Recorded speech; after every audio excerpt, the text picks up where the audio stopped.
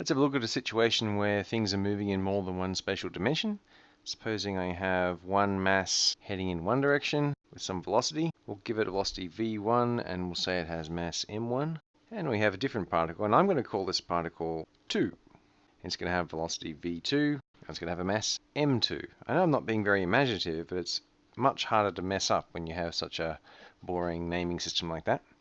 And those two particles are going to collide with one another. And when they collide, they're going to stick together. And so I've got a before diagram and an after diagram. Now I suppose these velocities are all vectors, so I should give them vector notation.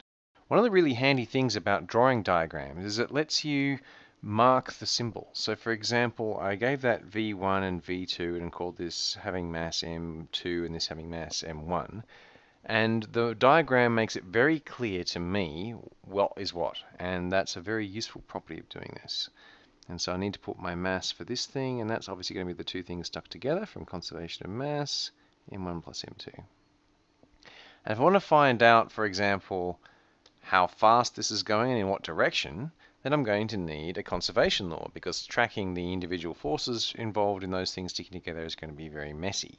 And so what I can talk about is I can talk about the conservation of momentum. So I know that the momentum before, and the momentum before is made up of two pieces, because we have two particles. The momentum before is equal to the momentum afterwards. I'll call that P final. Now, the momentum before is made up of the mass and the velocity. And again, this is because we are working non-relativistically here.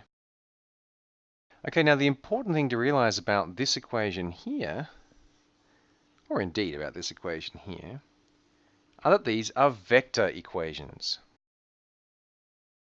There's a couple of ways of looking at that. First of all, you could say, well, the magnitudes of both sides have to be the same, and the directions of both sides have to be the same.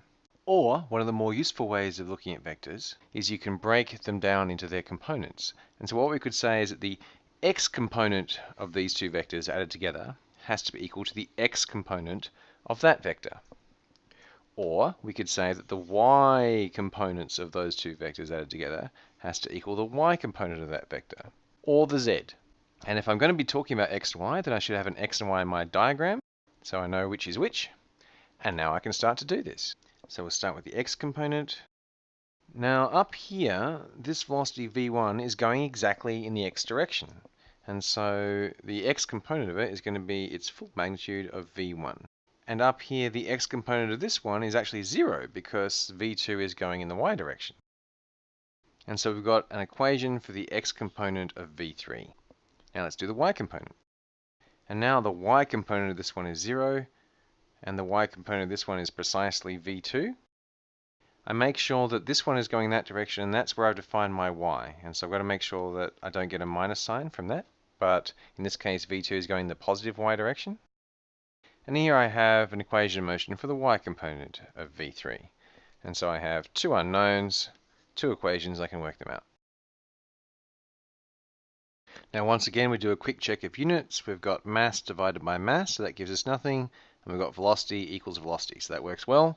And it's fairly obviously the same on the bottom line. Let's also check limits. There are lots of limits we can pick. So to start with, let's assume that the first mass isn't moving, which means the second mass just goes straight up into it, and then we'd expect them to go straight up. So if we look down at our equations down here, if the first mass wasn't moving, that would be 0, so this would be 0. And so this thing here would not be moving sideways, which is correct, and it would be moving straight up instead. However, if this mass, say, was 0, we'd expect no matter how fast it was going, it wouldn't really change the trajectory of the first particle. So if we go down here and set mass 2 to 0, then what we get is that this is 0, because the top line there is 0. And so we'd find that it would be going only in the horizontal direction. And indeed, it'd be going the same velocity it always was. So in other words, if this had 0 mass, even when they're stuck together, the velocity of the first mass would be unchanged, like a tiny insect running into a truck. And that's exactly what our equations say, so the limits look good. And if we wanted to work out the angle at which these two masses move after they stick together, then we can easily work that out in terms of the components, because what we have up here is the y component of velocity and the x component of the velocity. And so the tan of theta is going to be the ratio of those two, which is just going to be And so you can see that the tan of that angle is just going to be the ratio of the momenta of the two particles.